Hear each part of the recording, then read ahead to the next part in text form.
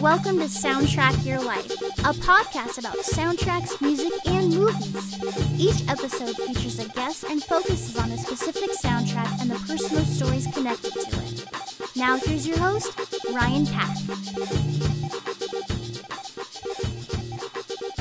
Welcome to Soundtrack Your Life. I'm Ryan Pack, and this is a podcast where I interview a guest about a soundtrack that they have a personal connection to. We have the return of Peter Gardner, director, actor, writer, and owner of Shadowlight Entertainment. If you're familiar with the podcast, Peter was on the Raiders of the Lost Ark episode. Today, we're going to tackle another classic film, the 1971 Mel Stuart film, Willy Wonka, the Chocolate Factory. Peter, why are we talking about Willy Wonka and the Chocolate Factory today? Well, Ryan, thank you so much for having me back. Well, we're talking about Willy Wonka and the Chocolate Factory, just as Raiders of the Lost Ark was the 40th anniversary. It's the 50th anniversary of Willy Wonka and the Chocolate Factory. The official date, I believe, is June 30th. And it's funny because when people ask me what my favorite film is, I say it's a tie between Raiders of the Lost Ark and Willy Wonka and the Chocolate Factory. But if you force me to pick one, it would be Willy Wonka and the Chocolate Factory. And I'll tell you why. Do I think it's the greatest film ever made, quote unquote? No. But William Goldman, the great screenwriter who wrote Princess Bride, he's also a great novelist, of course, and written so many other things. I won't take up time mentioning him. He always talks about how his favorite film was Gunga Din from the 1930s. And he says it's not the greatest, but it's just the one that made him love the movies and he can watch over and over again and always speaks to him. And that's how I feel about Willy Wonka ever since I saw it, and my entire life. It's always been about Willy Wonka. And we'll talk about it in detail as we go along. So where would you like me to begin, Ryan? Well, let's start with the soundtrack, since this is a soundtrack podcast. There's a familiar name associated with the soundtrack that I learned about recently by doing this podcast, and that is Leslie Bricusse.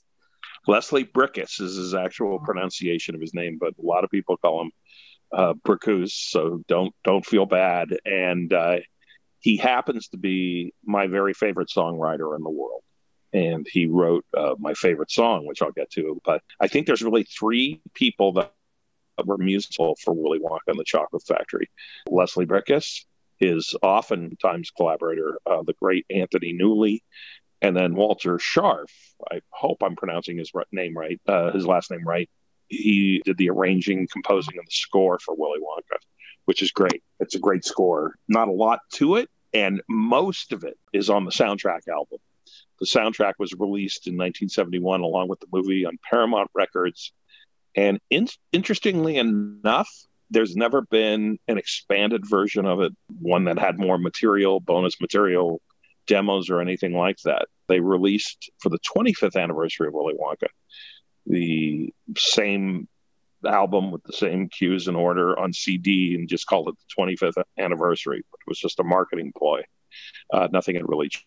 But I think if we're going to talk Wonka, we have to go back to the great Roald Dahl classic novel, which is how I became aware of it. It came out in 1964. Interestingly enough, it was published first and released first in the United States, even though Dahl was British, and then was released later in the UK that year. But first it was here, and like a lot of kids, including director Mel Stuart's daughter, I read it when I was in elementary school. I think it was probably read to me because when I was about 7 years old, we were having Charlie and the Chocolate Factory, a chapter a day read to us.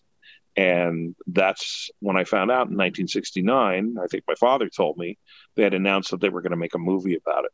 The way the movie came about was Mel Stuart's daughter, like I said, had loved the book.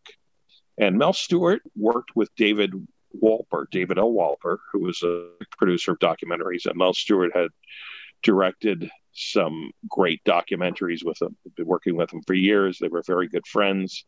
They had collaborated on their first narrative film in 1969. If It's Tuesday, It Must Be Belgium, which is a comedy about, sort of a satire comedy about traveling in groups. If you've ever gone on a trip abroad and you've been in a group, how everything's very organized, and you're going to all these different places. I just did one recently, an Adventures by Disney out in Europe, right before the pandemic started. So I was lucky enough to do that, but it's kind of exhausting because you're going to all these different places and you don't get a lot of rest, but it's fantastic because you get to see everything. So around that time that they had done that film, Mel Stuart's daughter, Madeline, had come to him and said, I read this book, Charlie and the Chocolate Factory. It's fantastic. And I think you should go to Uncle Dave and tell him you want to make it into a movie. So Mel Stuart went to David Walper, and said, my daughter thinks this book is great. I read it. I'm kind of intrigued by it. And they responded to kind of the tone that was it wasn't a typical Once Upon a Time fairy tale. It had these nasty kids in it, and the good boy who won. And there was the eccentric Willy Wonka character, which is very different from what we got in the film. And David Walper was intrigued by it. He hadn't even read it yet, but he had a deal with Quaker Oats I think he was producing some documentaries for them, and they were somehow in dialogue about some other elements or something they were working on. And Quaker Oats, the great company that does breakfast oatmeal, and Quaker Oats was going to introduce a candy bar, and they were going to put it on the market. And David Walper says, I've got just the thing. I've got this great movie that I'm producing that's about a candy maker. So how about you invest in the movie, and that will be a great promotional push when your candy bar comes out. And he got Quaker Oats to actually commit to the $3 million that they were going to spend, $2 or $3 million to make Willy Wonka and the Chocolate Factory. They didn't have a studio. They didn't have a distributor. David Walper felt that, they were going to do a negative pickup, meaning that you'd make the film and finance it and then find a studio to distribute it. And you would get much more money on the returns. You'd get a better deal than if the studio actually financed it. So that's what they did. They made the film, quote unquote, independently, and then Paramount Pictures signed a deal with them to distribute it for the first 7 years when it was released in 1971. Thus begun the making of the film Charlie and the Chocolate Factory, which they had changed to title it Willy Wonka and the Chocolate Factory. And there, a lot of rumors and speculation of why they did that. The one that director Mel Stuart talks about is that they had changed it to put the focus on Willy Wonka because of the candy bar tie-in. Incidentally, when Quaker Oats came up with the candy bar that they were going to put in the market, there was some kind of trouble with the formula they were going to do it. It didn't work, and it melted, and they never got those candy bars on the shelf. So the film was supposed to sell these candy bars. The candy bars never materialized. Later on, of course, there were some Wonka candy bars in stores, but that was a totally different thing from the original Quaker Oats product that was supposed to happen. So they went about getting ready to go ahead and cast the movie and shoot the movie. Mel Stuart wanted to shoot it in Germany. He didn't want to shoot it at a city that you would recognize. So he wanted to go to Germany, and they went to Munich, and they wanted to use those locations because he wanted it to be, while realistic, still have sort of a fairy tale feel. He also wanted it to be a timeless feel, like it could be taking place at any time. He didn't want it to be anywhere specific. Somewhere along the way in the pre-production portion of the film, they wanted to go ahead and add music to it. They didn't want to do a full-blown musical, but they wanted to add some songs. And they approached Richard Rodgers, maybe, if I forget who, someone, famous songwriters. They weren't interested. Someone else wasn't available. But ultimately, Leslie Bricusse says that he got a call from David Walper, who is friends with both he and Anthony Newley. Now, if you're not familiar with either of those gentlemen, Anthony Newley started as a child star. He played the Artful Dodger in the original Oliver film, Oliver Twist, based on the great Charles Dickens novel. That's David Lean's great film from 1948, not to be confused from the musical version that came out 20 years later. And he was, a big performer and star. He had met Leslie Bricusse. They formed a friendship, and then they decided they wanted to collaborate together. Leslie Bricusse had been writing musicals since his college days, and they decided to collaborate on a musical, try to get it on the stage with Newley's star power, collaborating on all the songs and everything. And the result was, in the 60s, Stop the World, I Want to Get Off, which gave classic songs like What Kind of Fool Am I, and some others. Then their second one was The Roar of the Grease Paint, The Smell of the Crowd, with great songs like Who Can I Turn To, And Feeling Good, which if I say the song Feeling Good, you may not know it, Ryan, right off the bat, but some of your listeners may not know it, but you've heard it many times. It gets sung so many places. If you go ahead and look it up, you'll definitely recognize it.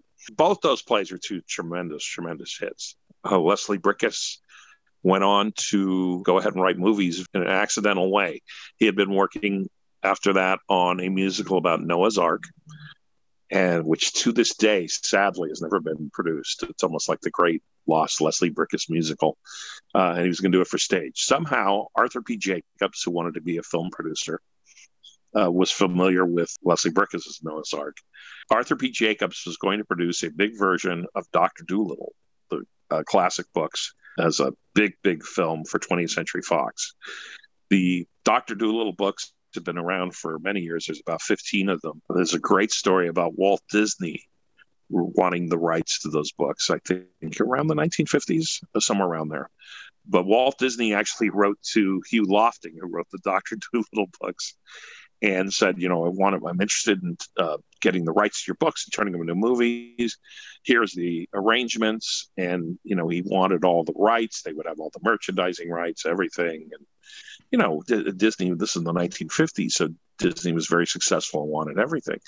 And, he thought it was just standard boilerplate stuff for.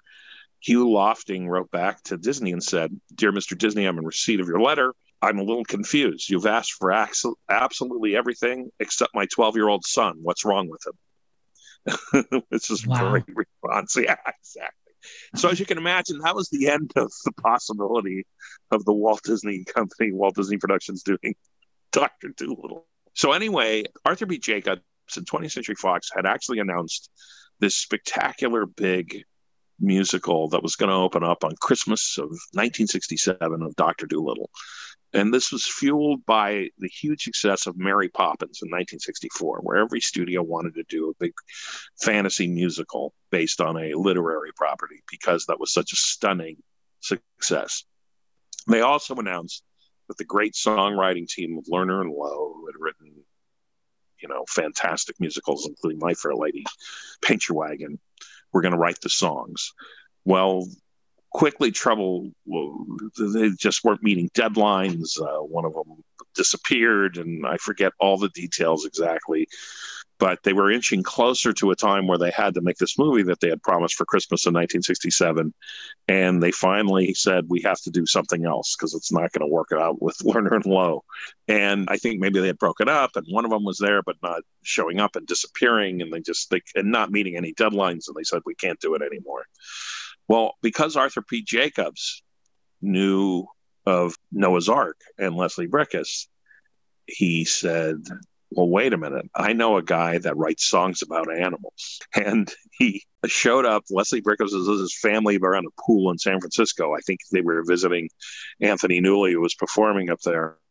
And here comes Arthur P. Jacobs, who had called and said he was going to show up and needed to talk to him right away. And he told Leslie Bricusse, I'm here to change your life. And as Leslie Bricusse talks about in his wonderful autobiography, he says, and so he was, and so he did. And he got Leslie Bricusse into the movie business. He hired him to write both the screenplay and the songs for Dr. Doolittle. Have you ever seen the Dr. Doolittle movie with Rex Harrison? I have not. Okay, it's one of my favorite films. Leslie Bricusse was installed in this house in Beverly Hills, and he'd never written a screenplay. All of a sudden, he's got to write all these songs and a script. He was overwhelmed, and the first thing that happened was the 15 Dr. Doolittle books showed up. 20th Century Fox shipped them over, and he was just overwhelmed. He didn't know what he was going to do, and all he knew about Dr. Doolittle at that point was it's about a veterinarian that talked to animals. So he sat down and wrote the song "Talk to the Animals" in 2 hours. It was the first thing he did. And that song won Best Song at the Academy Awards after Dr. Doolittle came out, which Leslie Bricusse says in his autobiography, making me the first chap to win an Academy Award for his first 2 hours of work in Hollywood. Dr. Doolittle did not perform well, but it's gone on to become kind of beloved. It led to Leslie Bricusse working on Scrooge and a musical adaptation of Goodbye, Mr. Chips, which is great. But he was also working with Anthony Newley, and since David Walper knew him, They were deciding what they were going to do next, and all of a sudden, David Walper calls and says, "We're doing a version of Charlie and the Chocolate Factory, and we'd like you to write the songs." And they decided that, yeah, sure, we'll do it. And Leslie Bricusse says later on that he has two regrets about Willy Wonka. And one of them was the fact that they wanted more songs. They wanted to do about 9 or 12. And David Walper, Mel Stuart said they just wanted 6. They didn't want to be a full-blown musical. So they wrote all the songs. And then one day they arrived at David Walper's house. And Mel Stuart says he'll never forget it. They sat around the piano at David Walper's house, and Anthony Newley and Leslie Bricusse went ahead and played the songs. Actually, Leslie Bricusse played the piano, and Anthony Newley sang Pure Imagination, The Candy Man, and the Oompa Loompa songs. And, if you think about it, if you remember the movie, really the songs that you have are those. You also have I've Got a Golden Ticket and Cheer Up Charlie. And so that's it. That's really the songs that you have. And they knew it was going to be a big part of the movie. They thought it was going to be great. It was going to be absolutely fantastic. Mel Stuart was a little bit worried about Gene Wilder, who had been cast in the role of whether he thought that Pure Imagination was a little sophisticated in terms of being able to sing it. And would he be okay? But he did a great job. And now talking about the casting of Gene Wilder, I think that is one of the most unusual and greatest performances in films. I think that it's just great. Other people have done it, obviously, but I think that Gene Wilder is great. In terms of my connection with Willy Wonka, like I said, my dad had told me they were going to make it, and already at age 6 or 7, I was casting the movie. And my choice for Willy Wonka was Dick Van Dyke. I thought he would have been perfect. And if you think about it, he probably would have, right? He never was considered. Would you like me to tell you about some of the other actors that were considered, Ryan, for Willy Wonka? Yeah, because I know that Roald Dahl did not want Gene Wilder as Willy Wonka. He didn't think he was right. And like I said, the character as it's drawn is very different from Gene Wilder. Here's some of the others. I'm reading from a list that they talked about. And this is actually a list that came from the 40th anniversary edition of Willy Wonka, which, by the way, if you are a fan of the film, that is the set to have. You can still get it available for about $60. If you poke around, you can find it. And it's got original letters to Gene Wilder, from Gene Wilder. It's got a golden ticket for you. It's got other cool things as well as the movie itself. But here is some of the people they were considering. James Cagney, Danny Kaye, Ron Moody, who played Fagin and Oliver a couple years before, maybe a year before, Peter Sellers, Ray Bolger, Richard Attenborough. How about that? Jurassic Park would have been the second time he gave a tour of something if he had done that. Gene Kelly, Spike Milligan, a great British comedian, Harry Seacombe, who played Mr. Bumble, and I think that's his name in Oliver. Donald Pleasance, how about that? And Maurice Chevalier, the great French entertainer. So that was just some of the ones that they had considered. I think the most interesting casting tidbit from Willy Wonka is there was an actor who wanted to play it and didn't get to, and kind of expressed interest in it. Leslie Bricusse, again, in his autobiography, says that years later, or a few years later, after Willy Wonka came out, he had a dinner guest over at his house, a neighbor, and after dinner they were playing pool, and this dinner guest said, "Listen, there's something I've always wanted to ask you, Leslie, and I didn't really want to bring it up because I didn't know how to ask or felt bad about it, but why wouldn't they let me play Willy Wonka?" And Leslie Bricusse was stunned because he had no idea that this person was interested and wanted to do it. Guess who it was? Well, since he's already said Gene Kelly was on the list, I would have guessed him, but I'm not sure. You're very close. Want to take another guess? Cary Grant? Nope. Although I think he was talked about at one point, just read, but the person who was playing pool with Leslie Bricusse was Fred Astaire. Oh, wow. Yeah. And if you think about it, Fred Astaire at that time, he had just done Finian's Rainbow in 1967, one of Francis Ford Coppola's first films. So just in case any of your listeners are wondering, Leslie Bricusse says that Fred Astaire was as adept on a pool table as he was on a dance floor. He was a great pool player. So probably didn't know that about Fred Astaire. So there was a lot of different casting choices and discussion of different roles. But Mel Stuart said when Gene Wilder walked in and they met him, they just said he got the part. Of course, there is a great story about Gene Wilder coming up with Wonka's entrance, where he comes out of the factory and he's pretending that he's having difficulty walking, and he's got a cane, and then the cane gets stuck and he does a flip. That was Gene Wilder's idea, and Gene Wilder says he only wanted to do the film if he could do that, because he said from that point on the audience would never know if he was lying or not, or telling the truth. And he wanted that little bit of edge and a little bit of mystery, which played very well right into the ending of it. Getting back, of course, the wonderful music.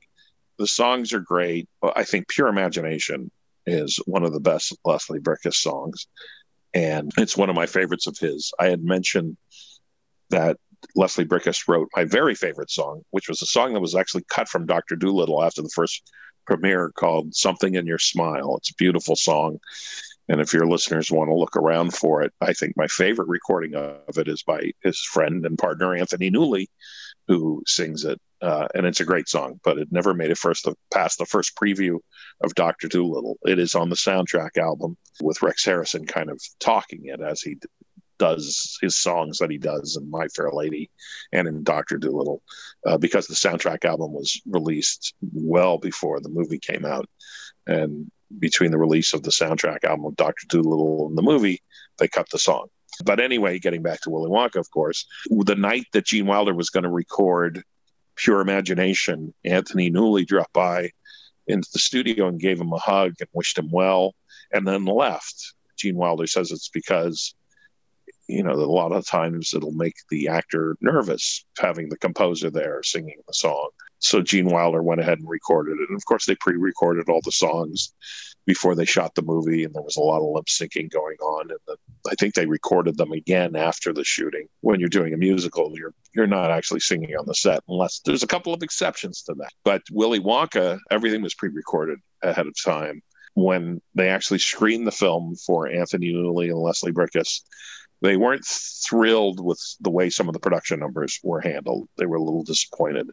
First of all, they felt that the actor playing the Candyman, who sang the song, the one who owns the shop, Bill's Candy Shop, and sings the Candyman first song of the film, didn't do that good of a job, and he just wasn't a singer, and just wasn't what they wanted. Anthony Newley said that he would be happy to play the Candyman and do it for free just to refilm that scene. But Mel Stuart didn't want to use Anthony Newley, or Sammy Davis Jr. also wanted to play that part. He didn't want it to become too Hollywood. Another musical number also, kind of that logic prevailed. There was talk of turning the song I've Got a Golden Ticket, when Charlie finds the golden ticket, and Grandpa Joe, after being bedridden for 20 years, which, by the way, one of my favorite piece of exposition dialogue in any movie is when you first see the four grandparents in the same bed, and the mom says, well, with the four of you bedridden for the past 20 years. I mean, that's hilarious. It just throws it away. It's like, and that's the heart of the movie. It's kind of off balance. It's in its own reality. Obviously something like that wouldn't happen. It's from the book, but the way they delivered that line so straight is amazing. The I Got a Golden Ticket number, it was just Grandpa Joe and Charlie dancing in the house, the little house that they lived in, which is one room, just the two of them singing that number. There was talk about they wanted to turn it into a big production number with, just a huge production number with everybody in the town joining in.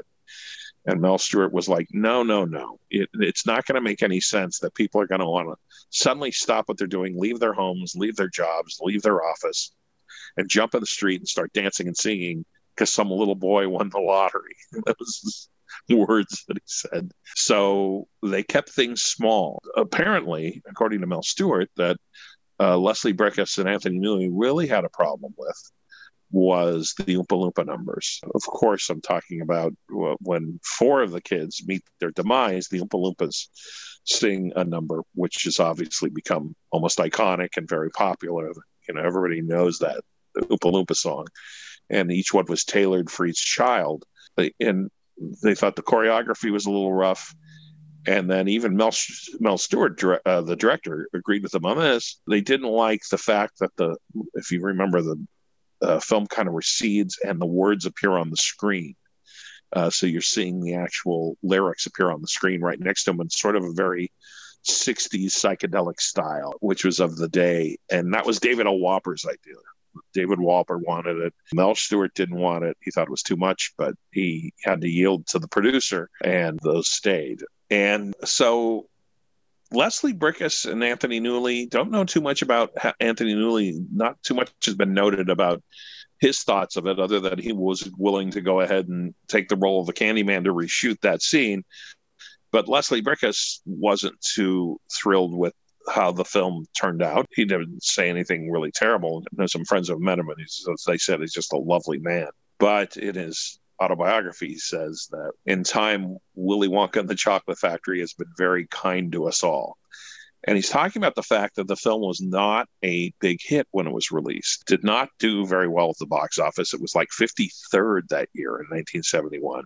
It was, in a budget of $3 or $4 million. I think it grossed a little bit more than it cost to make, but they were expecting more of it. But what happened over the years is it started to appear on television and cable, and more people saw it.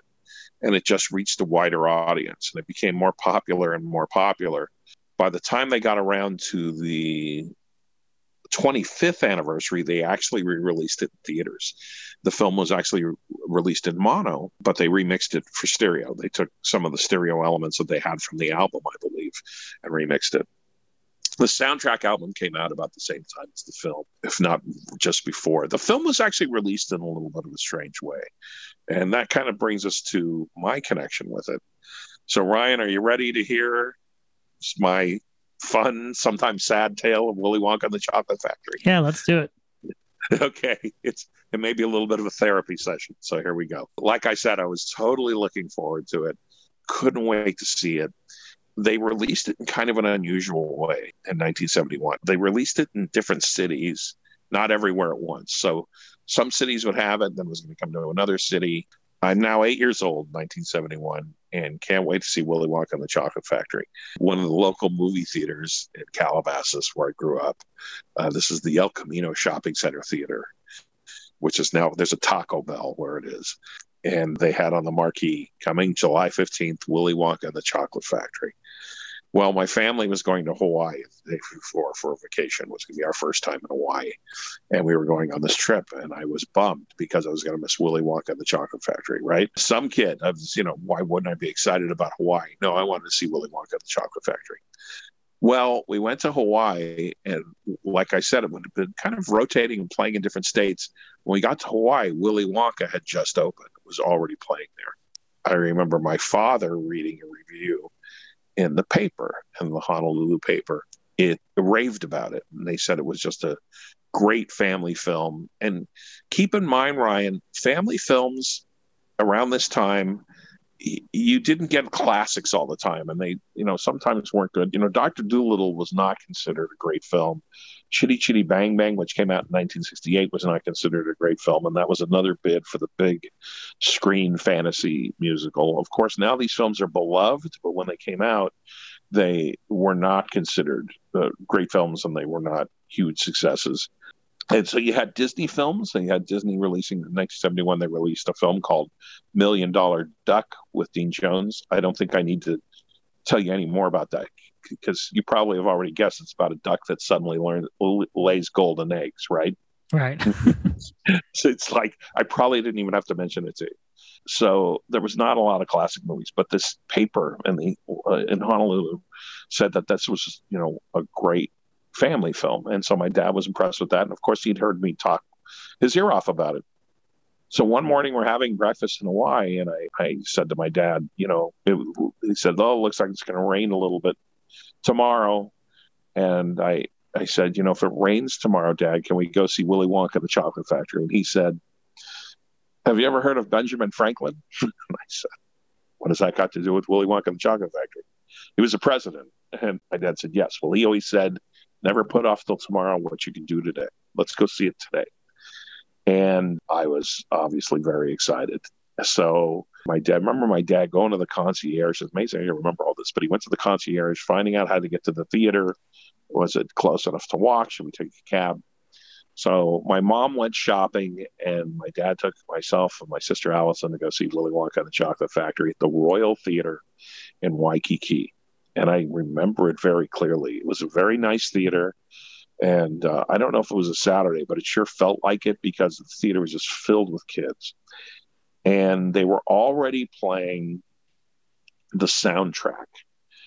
You could hear the soundtrack playing. Well, the unusual thing about the soundtrack, Ryan, was it had, because there was only a few songs, it had some of the score. It also had a lot of the sound effects. So I don't know how familiar you are with the soundtrack, but it's got a lot of the sounds from the inventing room, from when Mike TV is set by television. You hear the Wonka-mobile when they're riding it and all the suds are pouring out. So there's a lot of sound effects that are on the album, along with the songs and a lot of the score. And so they were playing it, and I can still remember sitting there, and I'm hearing, it was almost, we'd call it a spoiler now, but it was just getting cited. I remember hearing the inventing room and a couple lines of dialogue. Then I remember hearing the scene that was not in the book, but they added for the movie, where Grandpa Joe and Charlie steal the fizzy lifting drinks and almost get killed by the fan. And they had all the dialogue of, Mr. Wonka, help, we're going to get killed. And I'm like, what is this? Now I was really intrigued. They made changes. It was going to be amazing.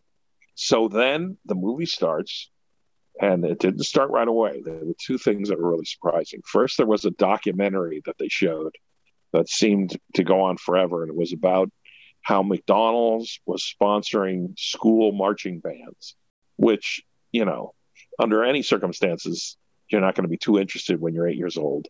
But when you're waiting for this movie and it's in the way, it seemed to go on forever. Then there was a coming attraction.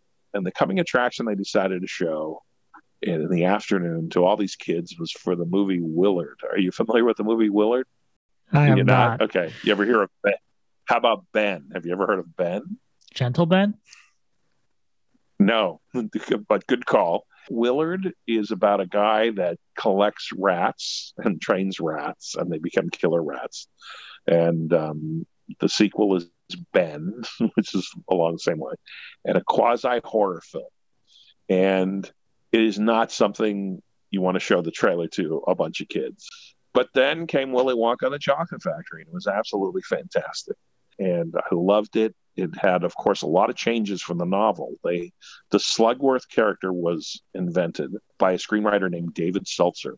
Roald Dahl had written a couple of drafts of the movie. That was when they bought the rights from him to turn it into the film. One of the conditions was he was going to write the script. But they brought in David Seltzer to change it. They thought it needed a villain, so they ramped up the Slugworth character, which is mentioned in the book, but he's not as prominent as he is in the movie.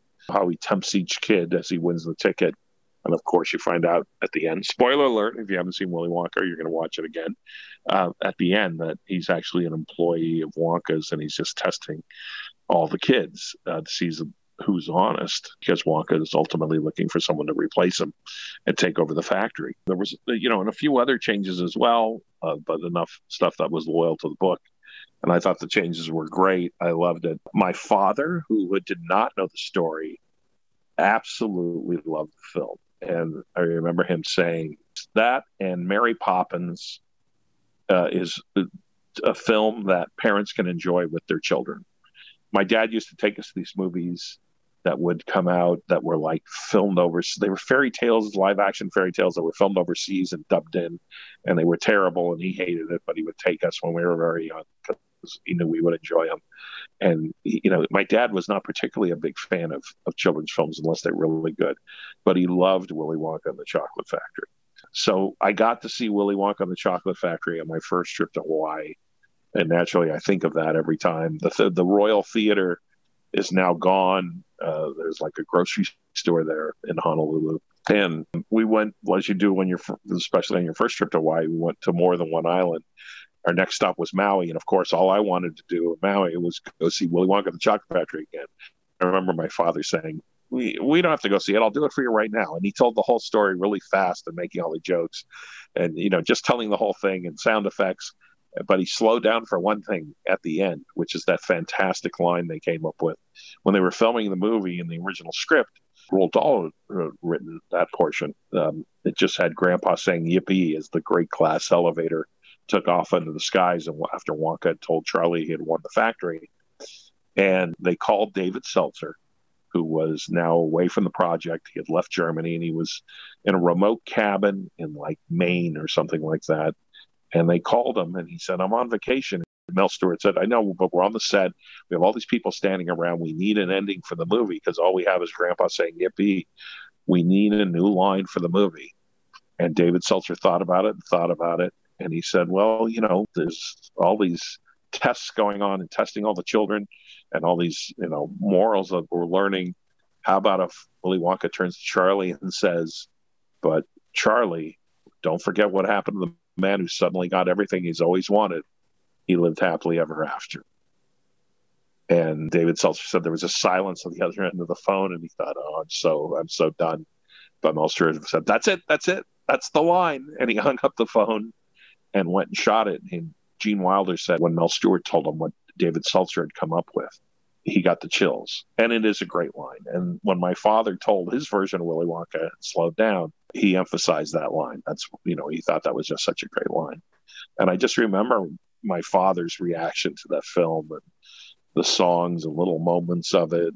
It was just great. And I don't believe he ever saw it again. I think he just saw it that one time, but he always remembered what a great film it was. Our next stop was the Big Island of Hawaii. And we stayed at the Mauna Kea Hotel in Hawaii. And they actually had a glass elevator. And to me, of course, it was the great glass Wonka-vator from the film. But little did I know, Ryan, if you remember that name, the Mauna Kea Hotel, that outside on that beach, 6 years later, two gentlemen would be building a sandcastle. And they were Steven Spielberg and George Lucas. And George Lucas would tell Steven Spielberg about his idea for a film about an adventure archaeologist. I told you it's a little bit of a therapy session because I have two slightly traumatic stories about Willy Wonka and the Chocolate Factory. I hope you don't cry. Before the movie came out, there used to be a kids' TV show called Hobo Kelly. And it was an Irish actor. I forget her name. She has since passed. But it was a very popular TV show that was on, I think, daily. And it was a syndicated kids show. And she would have characters and almost like Mr. Rogers, but it was a quote-unquote hobo. Now, try to get away today with doing any kind of a show called Hobo something. You just, don't do that. But it was a lovable character. She had a memorable theme song. And a couple of months or a month before Willy Wonka and the Chocolate Factory was going to open, she announced they were going to have a contest where you could write in or send in and win tickets to the premiere of Willy Wonka and the Chocolate Factory or a screening of Willy Wonka and the Chocolate Factory. You were going to go to Paramount Pictures and get a tour of the studio and then see Willy Wonka and the Chocolate Factory before it came out. And it was a big, big promotion. And I did whatever I had to do. I forget what I did, wrote in, had my mom help me. I, had to get in to do this. And of course, I was not selected. I lost. So unlike Charlie, I was not lucky. I did not win the contest or go to the premiere. What happened afterwards was even worse. One of the things they used to promote Willy Wonka and the Chocolate Factory was they had a candy making kit that you could get by mailing in two tops of Captain Crunch cereal and $1. And what you would get are these little plastic molds where you could make your own Wonka bars. And it came with, candy wrappers that looked just like the Wonka bars from the movie, and maybe some tinfoil. I can't remember, but it definitely had the wrappings. And they had also said chocolate included. Well, what you got was a coupon to go to the store and get a specific bag of Nestle's chocolate, which you then had to do in a very convoluted fashion, pour into a plastic bag, put the plastic bag in a boiling pot of water on the stove, melt the chocolate, pour into the mold, put the mold in the refrigerator or freezer, make it, get hard. Then you take it out of the mold, wrap it up, and then you had your own candy bar. So it was an actual, Willy Wonka factory kit that you had. Here was the thing. The coupon, like I said, was for a specific bag of Nestle's chocolate. And what it was brand new. Nobody had ever had it. It was Nestle's semi-sweet chocolate. Now, we live in a world, of course, where there's semi-sweet, dark chocolate, and everything else, and sugar-free. But up until that time, 1971, nobody had anything but milk chocolate. Semi-sweet chocolate is not something anybody knew about or had tasted. This was a brand new thing. So my plan at age 8 was I was going to make these Wonka bars and then sell them door to door in my neighborhood. So first thing is you go ahead and you melt this chocolate, you put it in the mold. The refrigerator didn't cool it off enough, so you put it in the freezer. Then when they're ready, now they're cold. And if you bite into it, it's too hard and it'll break your teeth. And then the next step was to go ahead and wrap it in the wrappers that came with the kit. And they started to melt instantly. Like these things and it was a mess. But one way or the other, I got all these chocolate bars wrapped up, put them in an ice cooler at my parents' recommendations because they were melting. And now the paper outside is getting wet.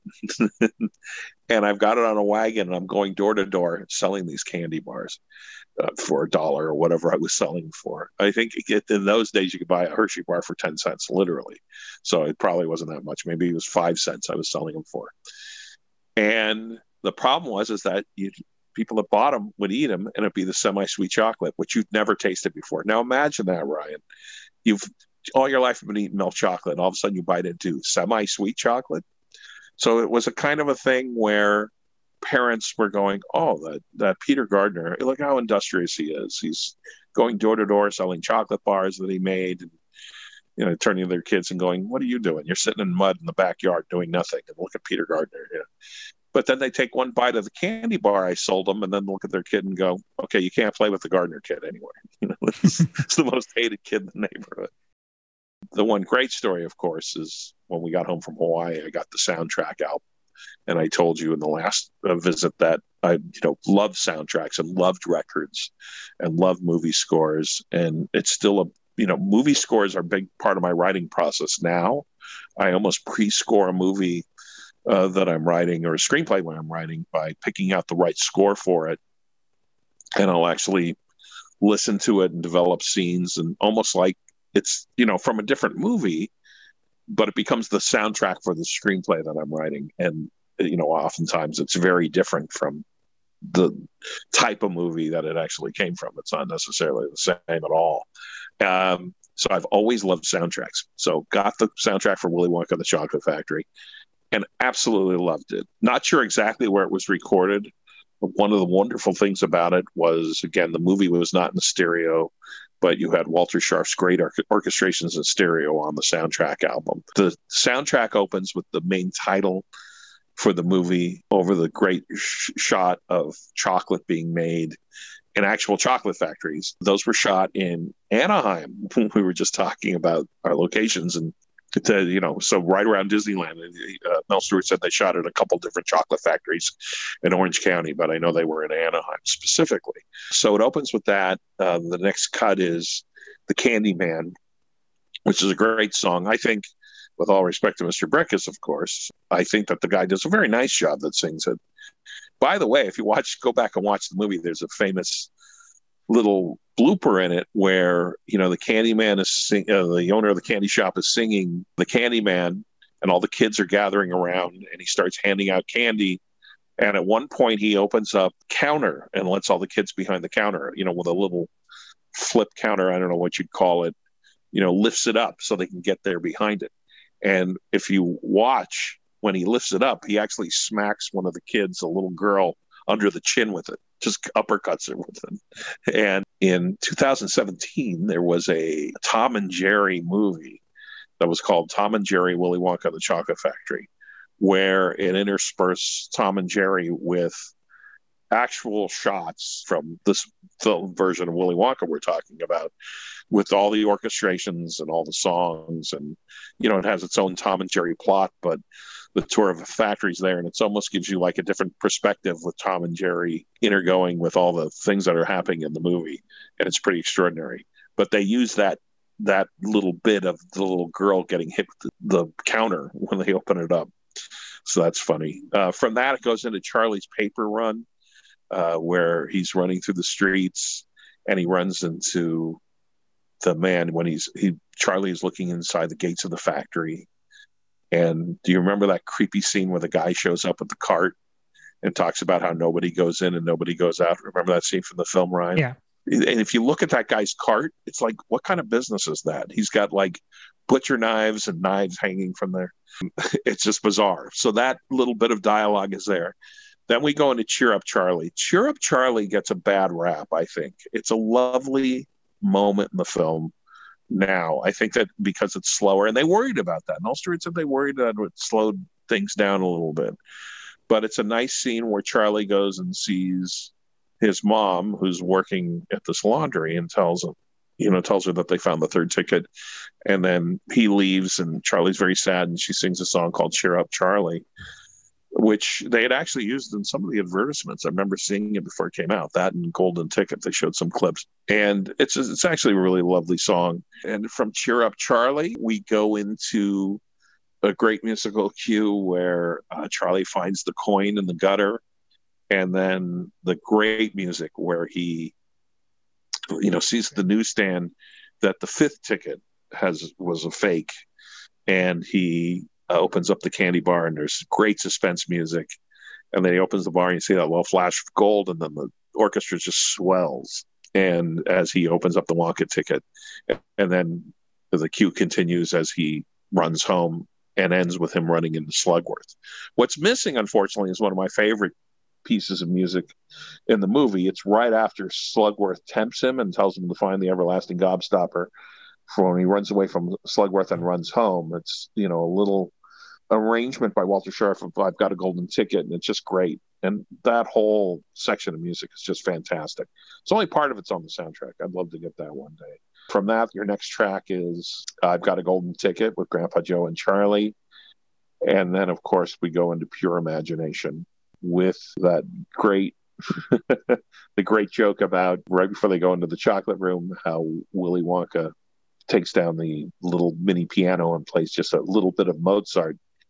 And Mike TV's mother turns to Veruca Salt's father and says, Rachmaninoff. And that, to me, is just the great heart of the movie, of that wacky sense of humor it has and the sort of nuttiness to it. Ryan, did you get a chance to ride Rise of the Resistance at Disneyland before everything closed down? I haven't been in a couple of years. I haven't seen any of Galaxy's Edge. Oh, you have not been to Galaxy's Edge yet? Well, I don't want to give any spoilers here, but as at a preview of Rise of the Resistance with my good friend DJ Matson, who was a cast member, and so I got to go to a cast member preview. And I don't want to say too much about Rise of the Resistance because it's so reliant on surprises. But at one point, you go into this little room, and it reminds you so much of that first room they go into when they first get to the factory, where they go in and there's no door to get out.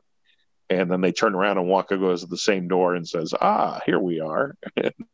It's really funny. And so both DJ and I at the same time looked at each other and said, Rachmaninoff. So that was kind of our key. Another good friend, Isaac Robinson Smith, also was in on that joke. So that leads us into Pure Imagination, which is, again, great orchestrations, beautifully sung by Gene Wilder. Another problem that Leslie Bricusse had with the film and that song was, if you remember, when they go in and Wonka starts to sing Pure Imagination, he kind of breaks up the beginning of the song a little bit, where he does steps backwards and forwards, and there's a little break where he does some beats of music and steps back and forth, and so there's a little break between the lyrics. Leslie Bricusse wasn't crazy about it. I think it works really well in the film, and it's again adding to the nuttiness character of Gene Wilder's Willy Wonka and how he's not really quite trustworthy, and you kind of have to be on your toes. But then, of course, he warms up when he gets to the bottom of the stairs and he bows and lets everybody run to the factory. I remember that little clip was big on the promotions that you saw on television when the movie came out. Pure Imagination has been recorded by many, many great artists. I know Barbra Streisand, if you look around, you can find her singing live in a concert. And that has additional lyrics that Leslie Bricusse wrote. And it's just great. So that's your first side of the original soundtrack album. The second side begins with the Oompa Loompa song. And before that, it's Wonka playing a little little ditty on his pipe that calls the Oompa Loompas. That was actually written by Mel Stuart. Mel Stuart said he originally wanted to be a composer, and he was studying in school. But then, when he was about 22, I forget who he saw some great concert with some great composer, and he realized he didn't have the talent to do that. To David Wolper and said, "I'd like to compose a little something that we can use in the movie," and he came up with that little 2-second ditty that Wonka plays on his pipe, and that leads us into the first Oompa Loompa song. The next cut is the Voyage on the Wonkatania on the boat ride, which starts as a wonderful orchestral piece of pure imagination as they're on the boat without the dialogue that's on it. So you do get a great piece of score. And then it segues into the tunnel scene, the infamous tunnel scene. How old were you when you saw Willy Wonka? Did it scare you, Ryan? Yeah, I was probably, 7 or 8 the first time I saw it. So there are definitely some very dark parts of that film. Yeah, there's no question about it. Inappropriate because, Doll was definitely dark.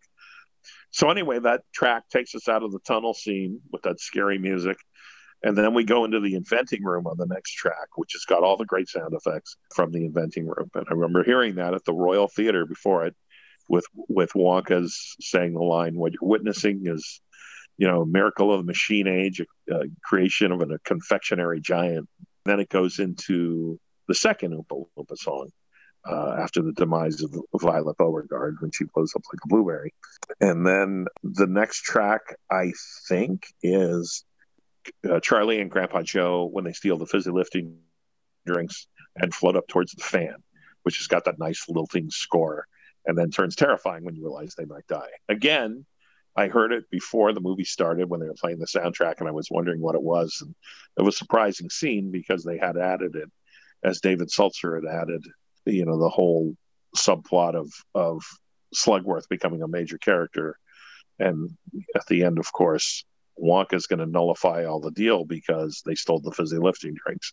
After that, you've got one of my favorite tracks for sure, one of my favorite numbers, Julie Dawn Cole singing "I Want It Now," which is just great.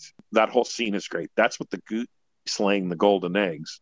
So you got 2 movies, Ryan, in 1971 with birds laying golden eggs. You got the Wonka movie, Willy Wonka, and $1 Million Duck. So we were just, lousy with animals laying golden eggs. It was great.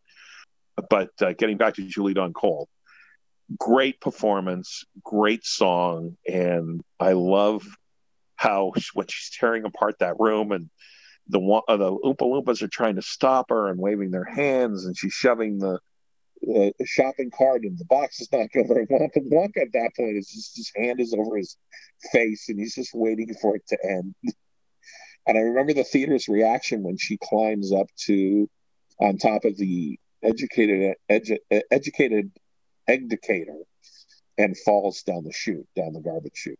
Now that's different from the book because in that scene they actually went in a room and they had squirrels that were testing the nuts, and this is all portrayed in the Tim Burton version from 2015. They did it that way, but this will use the geese that laid the golden eggs, so it was a little bit different. In that scene in the film, there's a little moment that is why I love one of the reasons why I love the film so much, and the nuttiness, the little details that you may or may not notice. It's stuff like this. Right after Veruca Salt goes down the chute, Mr. Salt, played by the great Roy Kinnear, a great British actor and comedian, says, "Where does that chute go?" And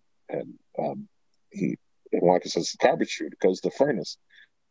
And he says, "The furnace." And Roy Kinnear says, "She'll be sizzled like a sausage." And as he says it, he kind of, with his fingers, toys with Wonka's big bow tie.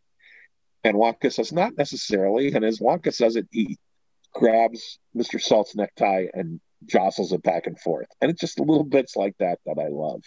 If you watch the scene where Mike TV wins the golden ticket, you see Slugworth, who appears whenever a child wins a golden ticket. He's the man with the microphone as they're being interviewed by the news crew. And the way he's swinging the microphone around, not even catching anybody, he's just idly running it back and forth. It's so funny. And it shows you what a great comedic actor the guy who plays Slugworth is, Gunther Meisner.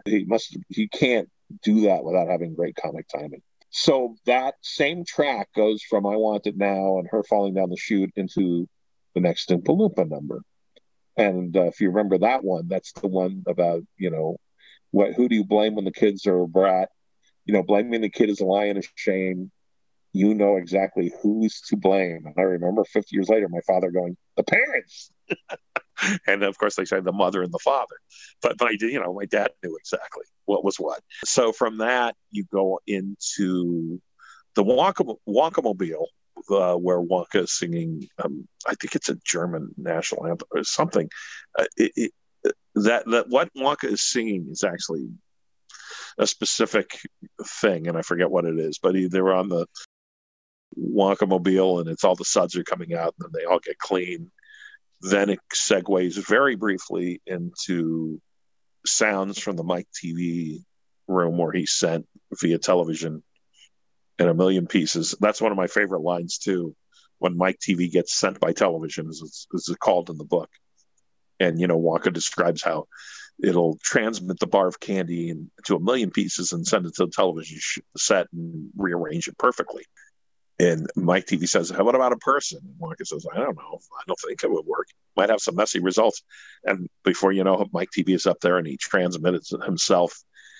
And Charlie goes, where did he go? And they look up and you see all the pieces floating above it. And Grandpa Joe says, he's up there in a million pieces, which is such a ridiculous line. It's hilarious. And then that track goes right into the last Oompa Loompa number about Mike TV and watching television. The final track on the soundtrack is the sounds of the Great Glass Wonkavator. In the book, it's called the Great Glass Elevator. In the book, it's called the Great Glass. In the movie, it's called the Great Glass Wonkavator, going up and out and out of the factory and crashing through the factory.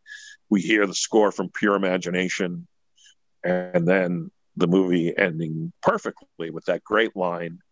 And then Pure Imagination swelling and the chorus singing the lyrics to Pure Imagination, which perfectly complement the whole spirit of the movie.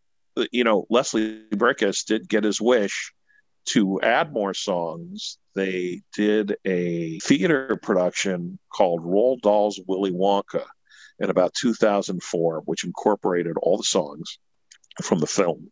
Then some new ones that Leslie Bricusse actually wrote. And this is common for Leslie Bricusse. A lot of his film productions have become stage productions, and he's added to the score using a lot of the songs from the film, and then, if not all of them, and then adding to it. He did it for his film of Goodbye, Mr. Chips from 1969, which is a great film with Peter O'Toole. It just didn't do well at the box office because people were over big musicals by then, but they made a great version of James Hilton's Goodbye, Mr. Chips in the 1930s at MGM with Robert Donen. Another great performance. I definitely encourage anyone to check out the musical version of Goodbye, Mr. Chips from 1969 with songs by Leslie Bricusse and composed and arranged by his buddy John Williams. So there we have John Williams predating all the great Star Wars stuff, and it was around the same time as the Reavers, which I mentioned on the last episode. So that wound up on stage with John Mills in 1982, I believe. Scrooge from 1970, which you covered so wonderfully on another episode, which is a film that I love. That wound up in the West End in 1992, I want to say, somewhere around there, with Anthony Newley playing another wonderful gentleman, Tommy Steele, who actually wants to do a film of mine, Mr. Christmas. I've written a film called Mr. Christmas, which is a family Christmas movie, and a lot of great senior actors like Dick Van Dyke and some others, Tommy Steele, want to do it. That ran on the West End for many years, many Christmases. Anthony Newley, Tommy Steele, I think a couple of actors have played him. And again, with some great additional songs as well. So he wrote this version of Willy Wonka called Roald Dahl's Willy Wonka, which has got some additional songs that are very, very nice. I really like them. So there you have it. It is the 50th anniversary of Willy Wonka and the Chocolate Factory. In preparation for this, when you emailed me and said, can we do it in a couple of days, I immediately set aside an evening to revisit it. And it's still as wonderful as it always was. And I think it's because of Mel Stewart's choice to go ahead and set it It's not a specific time. The only thing that really happens is Charlie runs by a Volkswagen. That's the only thing I can think that's really. I've had the good fortune to meet a lot of people that have been involved with the film. I've met director Mel Stuart, who is now gone, and he was a very nice man. There were a few screenings of Willy Wonka at the American Cinematheque and some other places where he showed up, and he kind of has a sarcastic sense of humor. I remember they had this packed theater at the American Cinematheque to see Willy Wonka about 18 years ago. They said, here he is, the man who directed it. Here is Mel Stuart. He came out, and as everyone's standing and applauding, he said, what are you doing paying to see a movie you could stay at home and watch on television? That's the kind of guy he was. And I remember I was performing at the Comedy Store fairly regularly years ago, and met him at some other things, and he signed they came out with a book. He's promoting a book on the making of Willy Wonka, and I have one signed from him, and he wrote, Peter, may you find a golden ticket, which I thought was very nice.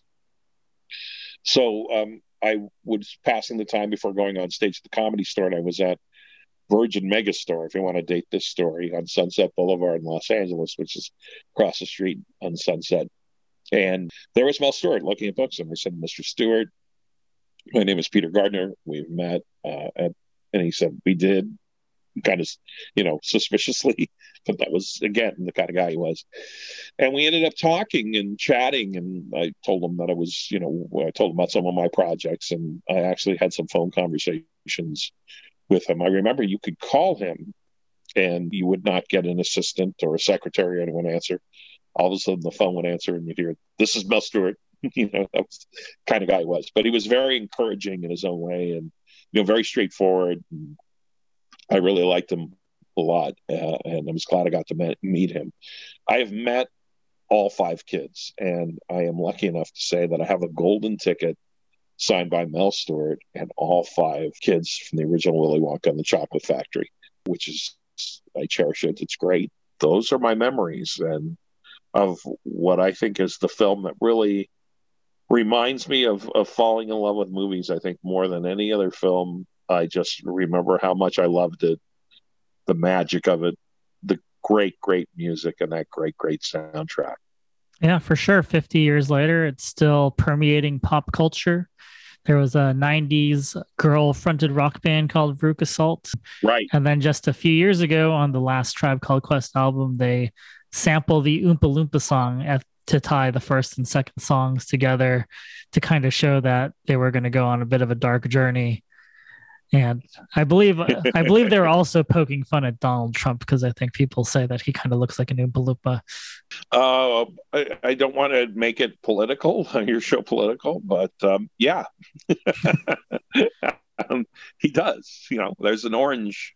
Yeah, there's just physically. And again, I don't want to get too much into the history of it, but the Oompa Loompas, it was controversial. They were, they had a different look in the book and the original illustrations, which have changed over the years, and they certainly changed them for the film. So I think because there were some certainly some racist elements to the original appearance of the Oompa Loompa, Oompa Loompas, what they were. But let me just tell you that when I saw Charlie and the Chocolate Factory on Broadway in 2017, when the Oompa Loompas appeared, like all of a sudden they were rushed onto stage and singing the song, that audience went wild. And it just shows you how beloved those songs are. So even with Mr. Bricusse' concerns about the way they were presented, and he described it, or Mel Stuart described Leslie Bricusse' take on it as it was an embarrassment. He said that Leslie Bricusse called it an embarrassment. Mr. Bricusse, in his autobiography, which I should say the name of it is Pure Imagination, and he calls it a sort of autobiography on his life. He wrote it first as a book called The Music Man, and then it was kind of out of publication, but he wrote it. He has a wonderful sense of humor. He's in his 80s now, and he's just, and I'm not giving him his due, because I talked about his theater work and his film work, but he's also written other just great songs, and they're just wonderful. And a good friend of mine who has had some business dealings with him says he's just an absolutely lovely man. At the 50th anniversary screening of Dr. Doolittle, where they showed the new 4K print of the American Cinematheque, rather. He was there, and Samantha Edgar is also in the film, was there, and they spoke afterwards briefly. And Samantha Edgar says she was sitting in the back with Leslie Bricusse, and she said, I have not seen it since it came out. And she said, I cried about 3 or 4 times. And Mr. Bricusse grabbed the microphone and goes, that bad, huh? So, funny guy, right? I would love to meet Leslie Bricusse one day. The closest I've come is on the new Blu-ray of that 50th anniversary of Dr. Doolittle. He does an audio commentary and really talks about it. So it's really great. But his book is actually great. So if anybody's a fan and wants to see, just on the cover, it shows you all the great things that he's written. It's a great read. And you don't have to be that much into movies or anything, because he talks about all the stars he's met and places he's been. He's a great world traveler. I think in the introduction, the great Roger Moore, one of the great James Bonds, of course, says, your life's going to be planned after you read this book, because you're going to know which city in the world has the best restaurant, because he goes to all of them. So there you have it. Willy Wonka and the Chocolate Factory, 50 Years Young, a timeless, great film. The only other kids film I can think that's as wacky, nutty, and out there is a film called The 5,000 Fingers of Dr. T, which is a Dr. Seuss film that's original. I don't think it's based on a book or anything that's written for the movies, but that's a discussion for another time. Well, thank you, Peter, for coming back to the podcast. It's my pleasure, Ryan. I want to thank you for creating a wonderful podcast that celebrates soundtracks and all the memories of them. And I want to thank your listeners very much for listening and supporting such a great podcast. And I'll be listening to all of you that will be guesting on the show. And I enjoy hearing your memories. And there's also, it's a voyage of discovery, because I'm discovering some films and soundtracks I haven't heard as well. So Peter is the owner of Shadowlight Entertainment. He's working on plenty of projects. He's also on Instagram and Twitter, and we'll have links to his accounts there as well. But yeah, thanks, Peter, for coming on and celebrating the 50th anniversary of Willy Wonka and the Chocolate Factory with us. My pleasure, Ryan. Thank you so much. Thanks for joining us this week on Soundtrack Your Life. Make sure to visit our website, soundtrackyourlife.net, where you can subscribe to the show on Apple Podcasts or Spotify. While you're at it, if you found value in the show, we'd appreciate a rating. Or if you'd simply tell a friend about the show, that would help us out too.